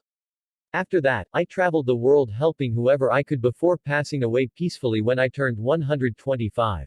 Naruto, Kushina, Minato, Kurama, and the others just stared in awe. Hinata had truly come a long way from who she used to be. Naruto could not have been more proud of his queen. She proved everyone wrong and she rose to heights even he did not think were possible. He ran up to her, giving her a passionate kiss before grabbing her by the waist and spinning her around. You are amazing, my queen. You passed even my wild expectations. You truly are magnificent, just like I said you would be. Hinata just laughed and gave him a kiss that he returned with equal passion. The dragons let the couple enjoy their moment before speaking again. Naruto, as you can see, your mate grew to become a very powerful warrior. You were her symbol of strength and what helped her motivate herself to grow stronger than anyone else in her world could ever imagine. Naruto frowned before setting Hinata down and looking at Thorin. The person that motivated her was Naruto Uzumaki. I have not been that person in a very long time. I am Acnologia. I am no longer the person she ouch. Naruto was cut off from his rant when Hinata smacked him over the head. What the hell, Hinata? Hinata just looked annoyed. I hit you because you were spilling some bullshit again. You tell me you are Acnologia? So what? I told you no matter what happens I would follow you into the depths of hell. If you become the bringer of evil itself I would stand by your side till the end of time. Do you hear me? I love you. Whether you are Acnologia or Naruto Uzumaki doesn't matter. I will always love you no matter till the end of time. Naruto just looked in awe at the girl in front of him. How can she still say all that? She doesn't even know everything he has done, yet he can tell none of it would change her opinion of him. She would always love him. All he could do was just look at her in amazement before giving her a hug and whispering, "Thank you again and again." Hinata just smiled and returned the hug. Thorin just smiled before continuing. See, my son. Even your queen sees the good in you. You may say that you have no good in you, but you are wrong. And your actions in the last few years have proven this. Naruto looked at him questionably. Let's begin with the first thing you did. Remember when you found Mavis Vermilion? She was orphaned on her island and you could have left her on that island, but you didn't. You helped raise her for the years you two were together until she walked off to her own adventures. It was thanks to you that Mavis became the great mage she was and brought about the creation of Fairy Tail. Then there was the battle with that human, Gildarts Clive. You could have left him there to die, but you went out of your way to heal him and take him to the nearby town. Your actions with the Dragon Slayers are another showing of your compassion. Finally, do I have to explain your actions on Tenro Island? Naruto just stared at Thorin in deep thought. Had he really been that merciful and caring without him realizing it? He saved Mavis because he sensed the potential within her. He saw the greatness that was begging to come out. It is the same thing he saw within Hinata. But there was something else in her, something that he had not seen in a long time. He thought back to the fight with Gildarts. He let Gildarts live because no one had challenged him in such a long time. He awakened a spark within him, even if it was only an instant. He let him live because he wanted to see if the human could become stronger from this encounter. Tenro. He did not even need to remember. Those humans entertained him. Plain and simple. He saw the potential in those humans and tested them for that reason. Plus, his daughter was part of the guild, so he had to show some restraint. She was one of the dragon slayers he checked on from time to time. He felt an obligation to do this since he had a debt to repay to the dragons. The one he watched the most was his daughter for obvious reasons. She was his flesh and blood, and unfortunately was the youngest of the children to become a dragon slayer. She was only 5 when Grandini left, like the other dragons did. He even made small talk with her as she grew up in Kate's shelter. Part of him wondered why she became so attached to him after just a few visits. Did she know about him? Who he really was? It would explain why when he arrived on Tenro she was not scared like the rest. She was confused, but also happy. She was happy that the first thing he does when they meet again is to attack her and the rest of her guild, and not give any explanation. His daughter was really weird. Just like her mother he supposed. Hinata then looked at Thorin with curiosity in her eyes. Thorin Oto-sama, can you show me an image of my daughter? I would like to see how she has grown up. Thorin just smiled before turning to the chronicler that projected an image of her daughter. Hinata immediately squealed at how adorable her daughter looked. Even Kushina had hearts in her eyes. Hinata looked back to her beloved with stars in her eyes. What's her name, Naruto-kun? She asked. Wendy. Wendy Marvell. Wendy. Like the wind. A fitting name. She's beautiful Naruto. She is our daughter, of course, she would be beautiful. Naruto. Naruto turned to the time has come to explain why we have called you here. Naruto looked at the dragon seriously. The chronicler spoke this time. You know I am the son of the dragon god of time, Dialga, correct? Naruto nodded. Well, as you know, I can look into the future from time to time. Although they are just glimpses into them. Visions really, but they are very probable of happening. In my vision, I see our world 14 years in the future. In this future, the entire continent is a wasteland and humans run in fear every day and are nearly extinct. The reason? Dragons have run over the world and rule over it with an iron fist. Naruto looked in shock. None of the dragons he knew would ever do that. Sure, there was Kurum, but even that sadistic, ice freak had a code of honor. Who would dare do this? To answer your question, none of these dragons are our allies. These were man-eating dragons of the Dark Army from 400 years ago. Naruto was shocked. But how? I thought most of those beasts were killed at the climax of the war? How are they still alive? Because they came through a portal in time. Naruto froze at that. What? He whispered. 7 years from now an eclipse gate is opened. Someone will try to open a portal to 400 years in the past to kill Zeref before he became an immortal and by extension stop you. But it backfired. The portal was opened, but instead of going in, something came out. 10,000 dragons came out of the portal and invaded all of Fury and then the rest of the continent. Naruto was just standing in shock at what he just heard. But he could not deny that what he said made sense. During the war, several dragons from both sides disappeared in the conflict through a portal in the sky. He always wondered what happened to those dragons. He also growled that someone was trying to use one of Zeref's magic against him. Nothing good can come out of time travel or messing with time in general. It always ends badly for someone. Naruto looked at the two dragons. So you want me to go stop this invasion, and destroy this gate 7 years from now? Thorin shook his head. We want more than that, Naruto. It's time you get rid of this guilt and shame you have been carrying around for these past 4 centuries. Zeref will soon begin his destruction of the world and you are the only one that can stop him. Let's not forget about the remnants of the Dark Army and the other malevolent beings that still linger around the world. This is an opportunity for you. You said you still feel responsible for your crimes against the dragons, then help the humans. They will need your guidance. The dragon slayers need your guidance. You are the only one that can help them. Naruto shook his head. They would never agree to me helping them. The humans would sooner die or try to kill me before accepting my help. Then you make them believe in you. He turned to Hinata, and she just smiled at him. Naruto-kun, you have always done the impossible. You have inspired those around you to go beyond what they are capable of. You did it for me, Wave, Gara, Suna, Taka, Shibuki, and many other places. Please don't let this chance slip away from you. If not for you, do it for our daughter. She deserves to live a life full of happiness with her loved ones. Please, Naruto-kun, do it for our beautiful baby girl. Please, we need you to be able to hope again. Naruto looked down and thought. Could he do it? Could he really let go of all his guilt and start living again? He imagined Wendy's happy face with all her nakama, falling in love with a boy, walking her down the alley, and watching her have children of her own. He remembered what Kurama said about never letting the hatred consume him. Always press forward and never give up. Then he remembered something else. Some very important words from the past. Insert song, Naruto Ost decision. I said it and I never go back on my word.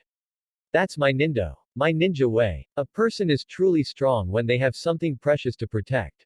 Never forget who you are, Naruto. I am proud to call you my vessel, Kit. You are the only one I call worthy enough to have earned my respect and trust. That's why I am proud to call you my successor and my son. Good luck in the next life, Kit. I am proud to call you my son, Naruto. You are the first to learn magic from a dragon. You are the first of your kind. The first dragon slayer. The dragon slayer to the Dragon King himself. Now go and make proud. Don't grieve, Naruto. I don't blame you for what you did. Remember, I will always love you. I will fight to the bitter end with you, Naruto. Because I love you. I love you just as much as Anna does. You two complete me. You have great potential within you. I can feel it. You are meant for great things, and I will help your journey by setting you on the right path. I promise to be there for you, Mavis. I promise to save you, Naruto-ni. This is the age of magic. The age of miracles coming to life. So please don't give up on humanity yet. I know fairy tale will save you from the darkness. I swear it. It's the promise of a lifetime. Don't be a stranger out there. Everyone needs someone to talk to about their troubles. Even a stubborn brute like yourself. So if you ever need a drink and someone to talk to, my doors will always be open. Make sure to visit on occasion. I would like to see you a few times before I finally kick the bucket. Please look after my daughter. The burden she has is a great one and I fear she won't be ready fit to come with that burden. Please help my darling, Lucy. I promise to always look after you. I will make sure you live a full life and be able to have the life I was denied. I promise to always protect you, Wendy. I will always love you, my darling daughter. That's right, he mused. Naruto Uzumaki always kept his promises. He had broken so many before, but it was time to change that. He will not break a promise to Hinata, not to his first queen, especially when it was about their daughter. Naruto looked at Hinata before smiling and giving her a kiss. He turned to the dragons. I accept your terms. For too long I have been in a state of self-pity, of guilt and shame, but it's time to change. I will not allow those savage dragons to destroy the world. I will help those weak humans. I will destroy Zeref and all of his followers. I also will not let those savages shit on the legacy that you and the other dragons have left for me to live up to. I am Naruto D. Marvel. I am the first of the Dragon Slayers. I am Acnologia. I am the Dragon King. Everyone smiled with pride at Naruto's choice. Hinata gave a peck on the cheek. Naruto asked what will he need to do first. Well, first of all, we will return you to Mount Zonia. From there you have 7 years to retrain yourself, explained Thorin. Naruto looked at him blankly. Thorin rolled his eyes at his son. Don't give me that look, Naruto. You have not trained in over 400 years. You are rusty and need to get back in shape. Plus this gives you time to master all of your powers. And I do mean all of them, do you understand? Naruto growled, knowing exactly what he meant. But he needed to have all his powers in check to fight Zeref, and maybe that power will give him the edge he'll need against him. Naruto sighed before nodding. The chronicler smiled sadly. Unfortunately, it is time to say goodbye, Naruto. Naruto looked broken but knew this would come to an end eventually. Just like all good things. He began to see everyone begin to fade. Kurama looked at Naruto. Naruto, you have made me a proud fox. I would not expect anything else from my chosen vessel and son. Remember to never lose yourself and keep moving forward. Don't ever give up. Do me proud, Kit. And with that, Kurama, the Kyuubi no Yoko disappeared. Naruto turned to Minato and Kushina. The three just looked at each other in silence. Look, Naruto began to speak but was cut off when the two hugged him, which left him dumbfounded. You don't have to say anything, Minato said. Even if you hate us, we don't mind. We deserve it for failing you. But know this one truth, Naruto. Kushina said. We will always love you no matter what. The two said in unison before vanishing. He was left completely speechless and frustrated about what to say or feel. He turned to the last person, Hinata. He tried to speak but he choked up any response, which made Hinata smile. She reaches into her pouch and took out some items. A worn-out blue headband with a leaf symbol engraved on a slab of metal on the cloth. A large black scroll with a red swirl. A necklace with a green jewel. The last item was a picture of her in her Hokage robes. He looked at her questioningly. She smiled softly. The scroll contains some surprises for you and Wendy. The necklace was yours to begin with, so I am returning it to its rightful owner. The picture is for you to have on hand, plus I am sure Wendy will like a picture of me. There is an album in the scroll along with my gift for you. My headband is for you to have something to remember me. You wore my blood against Neji, so I hope you would wear my headband the same way. Naruto smiled.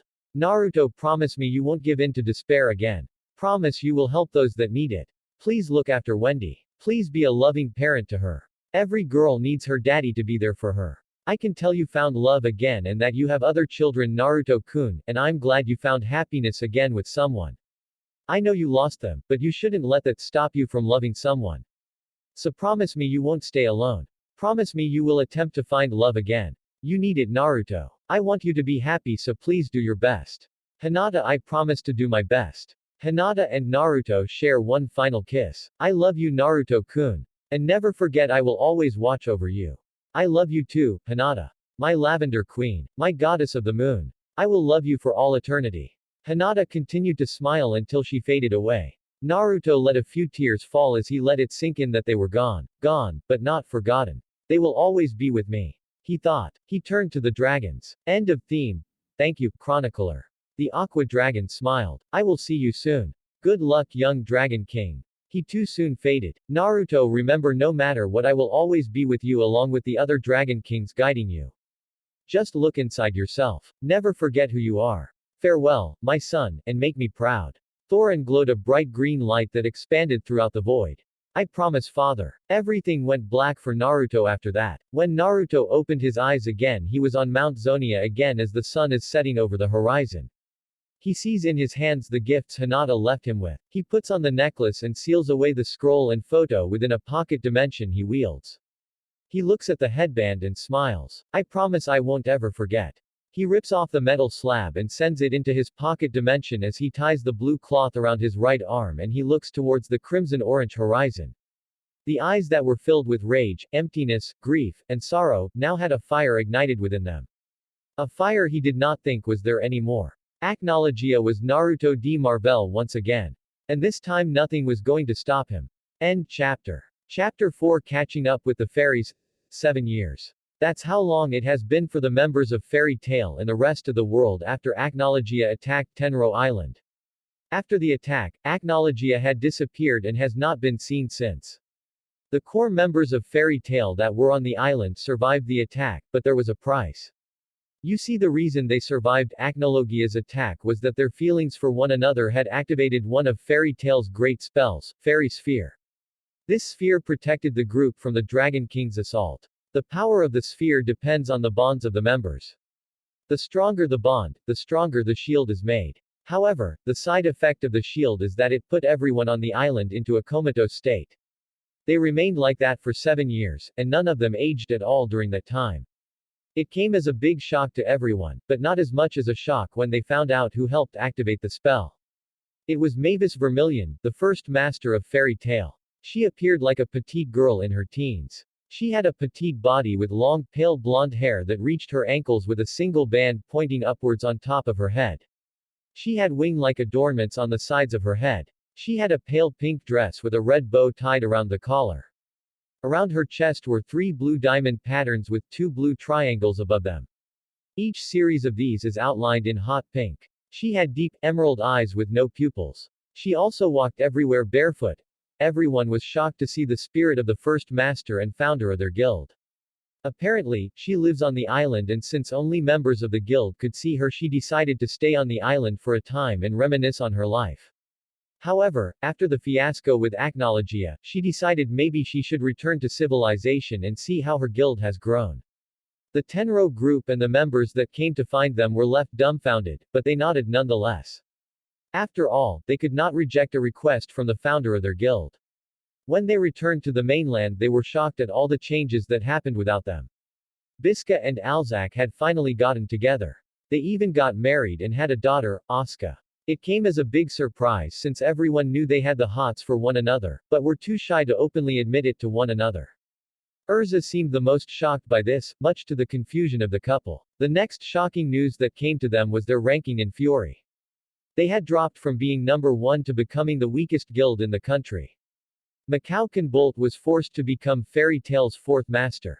They had lost numerous job requests and their guild hall. But with everyone from Tenro Island back, they had hope again.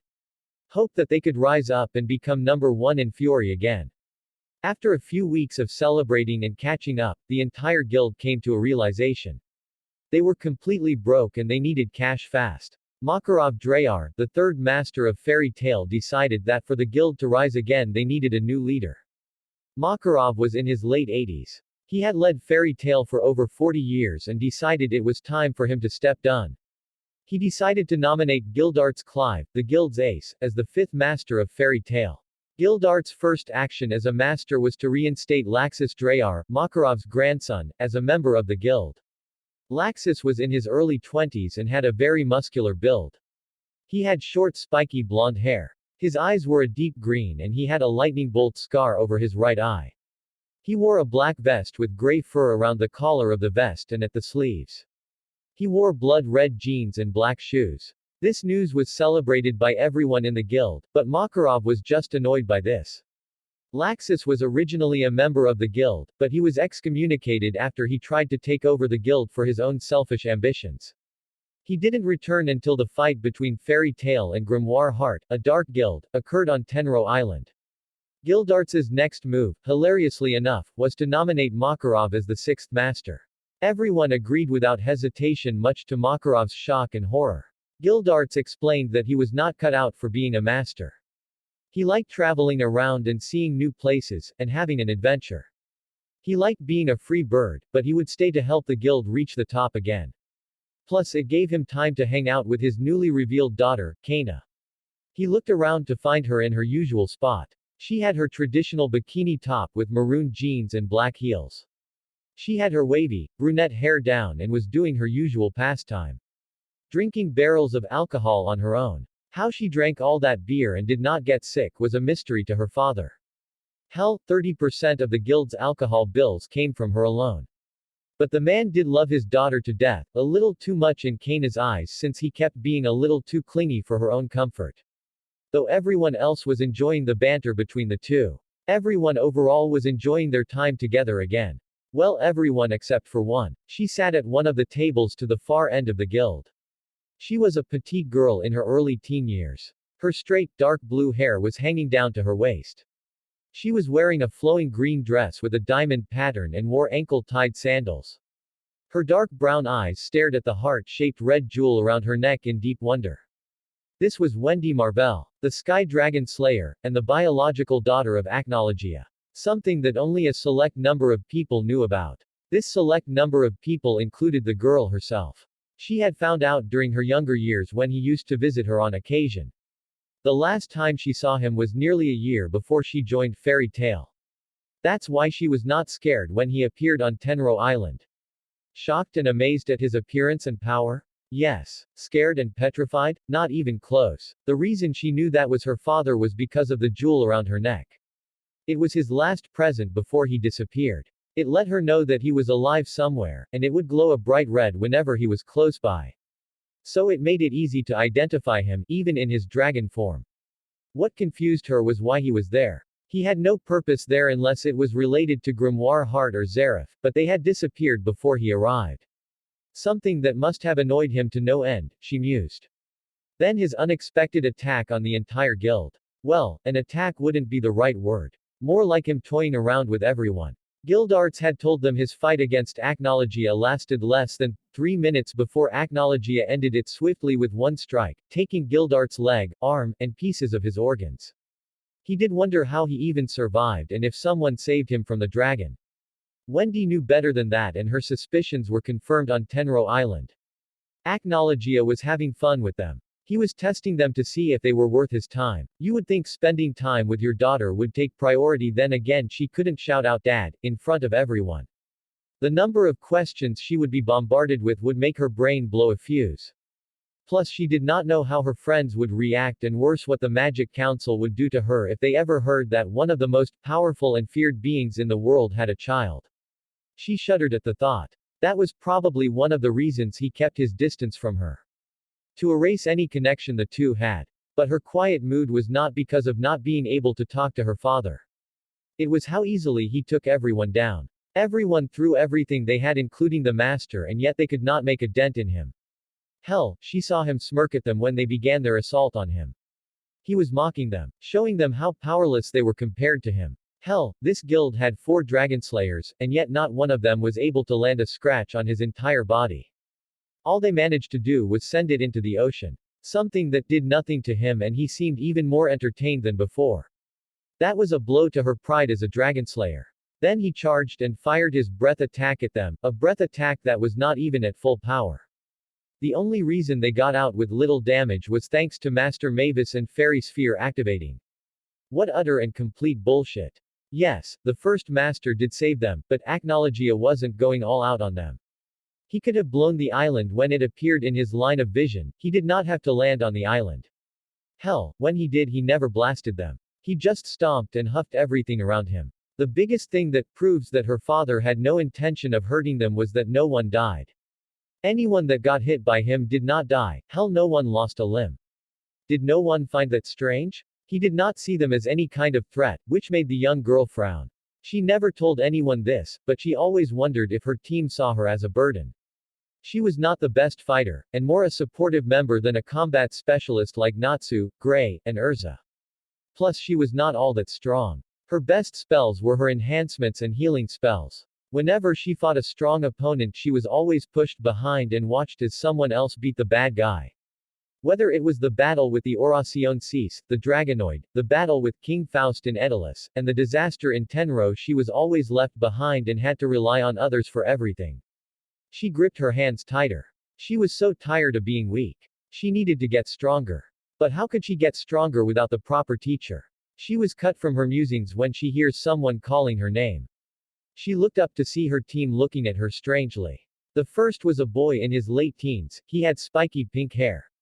He had slitted black eyes, and his body was lean and muscular. He was wearing a one-sleeved long, black overcoat with gold trimmings.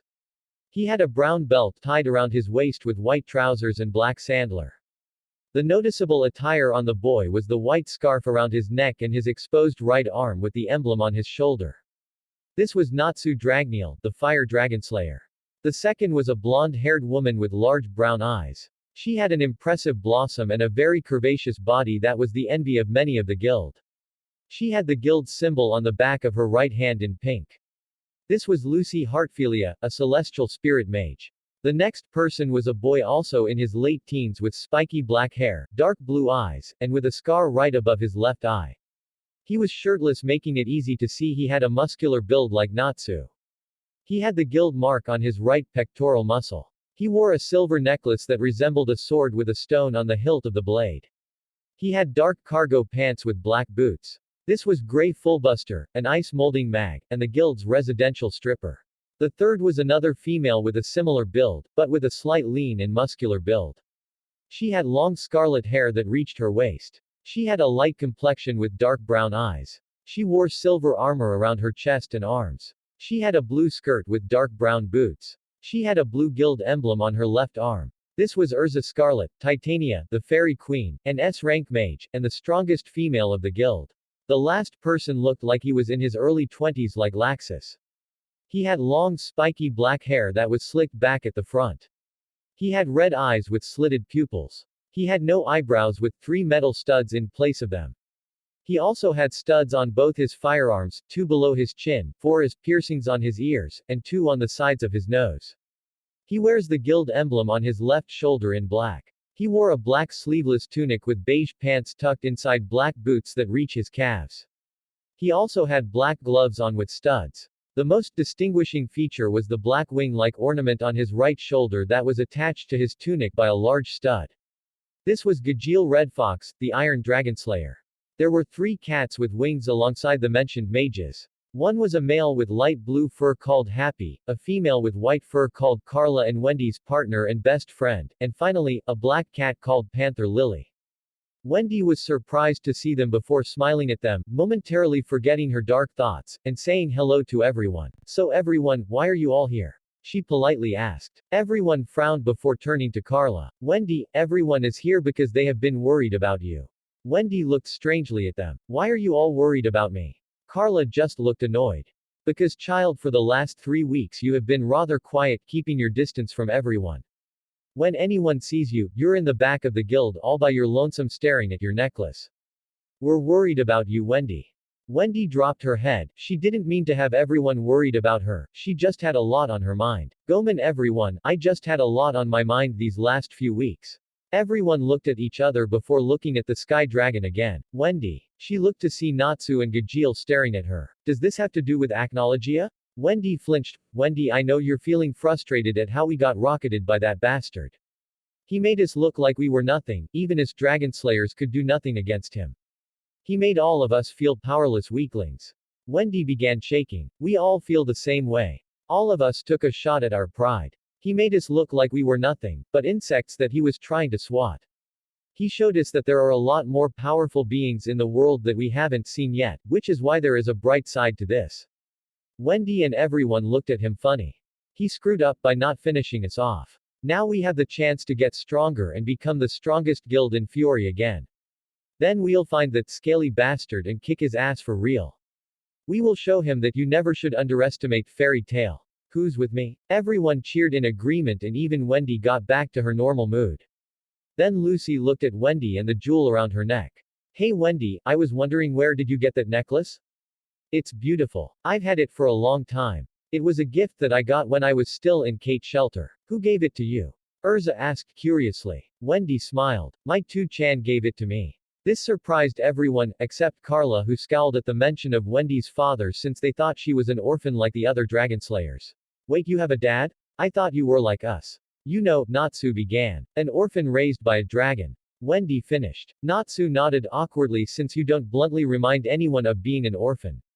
By the looks of it, everyone else felt the same, and Urza made her dislike verbally clear by smacking him over the head. Natsu, you don't just say whatever comes to your head. Think before you speak. Now apologize to Wendy. Ezra scoldingly said to the teen. Natsu grumbled but complied before apologizing. Wendy giggled and shook her head, telling him it was okay.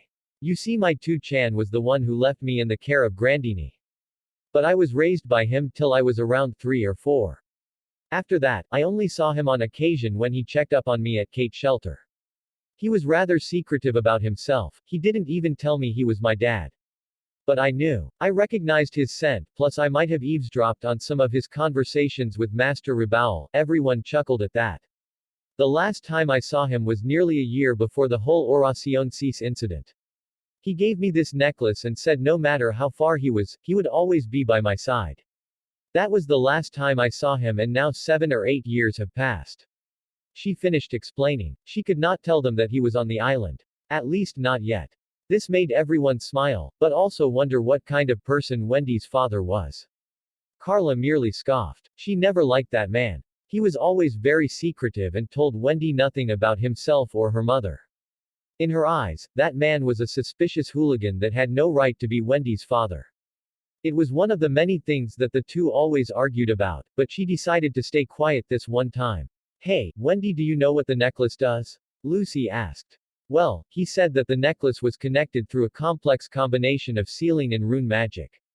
The necklace is connected to his life force. As long as it's bright red, he's alive. If it's black, that means something is wrong with him, and if it shatters, that means he's dead.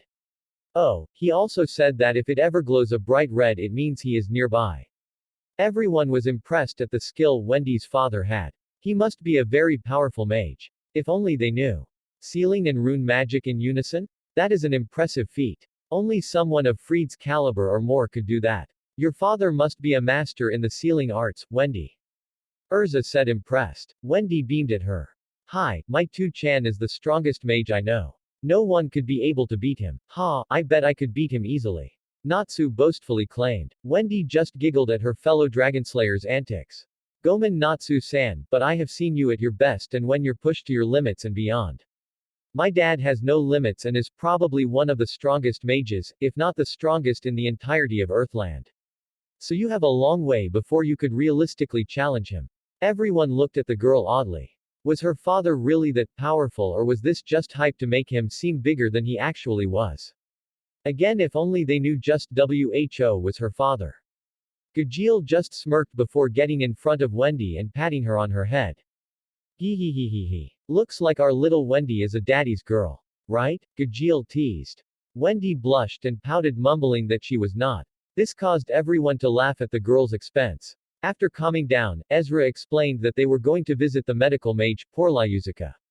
When Wendy asked why, they explained she may have an idea of how they can get stronger in a short amount of time.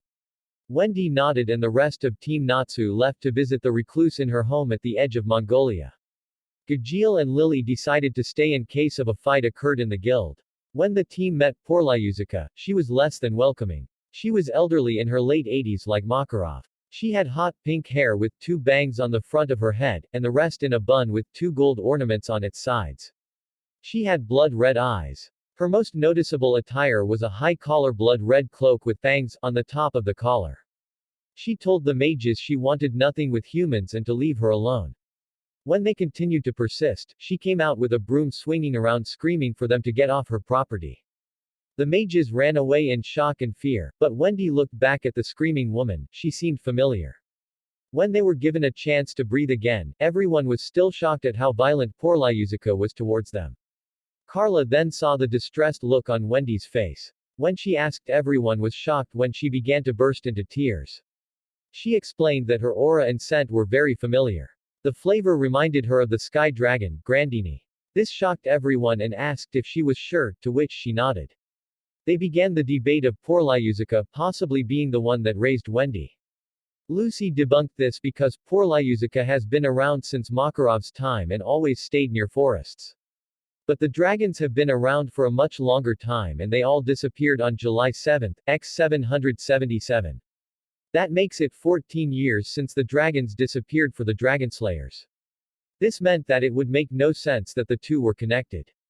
Wendy explained that while the two had the same aura and scent, her tone and attitude were complete opposites of one another. That was when Porlyuzuka appeared behind them, shocking the team. She explained she was not the Grandini she was looking for, but she was her in some way. She explained she was from the parallel world, Edalus. In Edalus there is a parallel version to everyone in Earthland. Porlyuzuka was the Edalus version of Grandini. Something that shocked everyone. Natsu asked if Igneel, Metallica, and the other dragons had human counterparts. Porlyuzuka said she did not know, since she never met them. She explained she was stranded here decades ago. That was when she met Makarov, and he helped her settle on this new world, and she has been here ever since. She then drops the bomb that she has spoken to the sky dragon herself through her magic. She looked at Wendy and said if she wanted to get stronger then she should learn these spells. She then brings out 2 paper albums. She explained the first one had 2 Dragonslayers' secret arts for her to learn. She then said the other one was given to her, shockingly, by her father in person. This got Wendy's and the entire group's attention. Wendy immediately asked if she knew where he was, but she sadly shook her head. However, he did leave a message for her. Get stronger, my Chibi-Heim. The day we meet again is fast approaching. Wendy was blushing in embarrassment at the nickname, while the girls gushed at the cute name while the guys simply laughed. After giving her the spells, Porlyuzuka decided it was time to return home. Wendy got out of her embarrassment and bowed in gratitude to the old mage and called her Grandini. As she walked away, Porlyuzuka could not stop the smile that adorned her face as she walked back home. When the team returned to the guild, they saw Macau arguing with his son, Romeo. Romeo explained that the quickest way to become the #1 guild was to participate in the Grand Magic Games. It was created by the council as a way for the guilds to compete and prove they are the strongest, and avoid unnecessary guild wars. However, Fairy Tail had always lost every time the guild entered. Plus the games were always different for each year. Romeo then explained the winner gets 30 million jewels, which got the master to declare they were competing. Everyone got excited and was ready to win. Romeo explained that the games begin in 3 months. That was plenty of time to catch up and get ready for the games. Wendy was excited to get a chance to learn her new spells. Team Natsu decided to go to a training camp. They were accompanied by Juvia and Team Shadow Gear consisting of Levi McGarden, Jet, and Droy. Levi was a petite girl with shoulder-length blue hair, a yellow bandana tied around her head and wearing an orange tank top. Jet was a young man with orange hair tied in a spiky ponytail, and Droy was a very obsessed man with black and an odd style with having a tuft of hair on top of his head extending upwards then curving forward like a plant stem. The eight along with Happy and Charla then set out to get stronger. There was only one place to go for such serious training. The beach. End chapter.